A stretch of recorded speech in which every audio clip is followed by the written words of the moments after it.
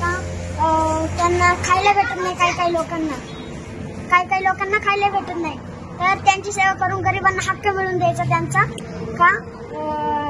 हक्क मिळवून द्यायचा, म्हणून मी सेवा करणार गरिबांची कलेक्टर. आता ही सगळी परिस्थिती आहे, काय वाटतं तुला? खरोखर गरिबाला न्याय मिळतोय का आताच्या काळात? नाही भेटत, गरिबाला न्याय नाही भेटत आताच्या काळात. एवढं सरकार येतात, मोदी आता प्रधानमंत्री आहेत, लोक त्यांनाच निवडून देतात, इथले आमदार हे लोक काय करतात? तू कसं पाहतो याकडं? काम करतात तसे अतुल दादा बेनके नाही का, ते चांगले आहेत, ते चांगलं काम करतात आपल्या जुन्नर तालुक्यासाठी. मला त्यांचं काम आवडतं का? येतील का निवडून ते? हा, तेच येणार निवडून.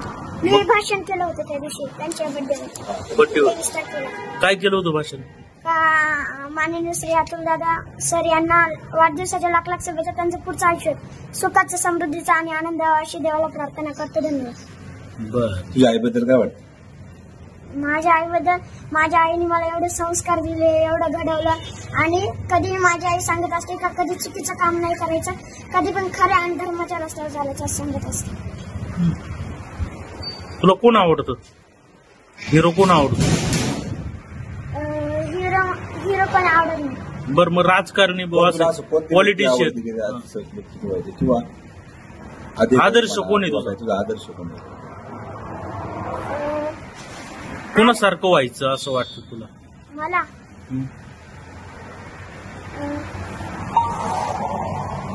अतुल दादांसारखं व्हायचं. तुला आमदार व्हायचे? नाही, कलेक्टर व्हायचे, पण त्यांचे जे गुण आहे ना ते गुण घ्यायचे. काय त्यांच्यात गुण असं आहे?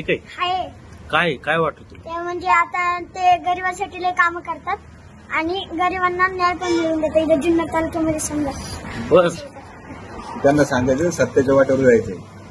सत्तेच्या नाही, सत्याच्या. शरद पवार माहितीत? शरद पवार आणि अजित पवार माहितीत का? चुलता पुतणे दोघं. आता ते चुलते कोण आवडत तुला जास्त? अजित दादा. का रे?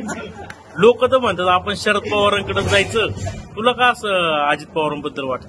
मला तशी सगळेच नेते आवडतात. बर ठीक आहे. सगळे कोणतं आवडत नाही असं नाही, सगळेच आवडतात. सगळे चांगले आहेत.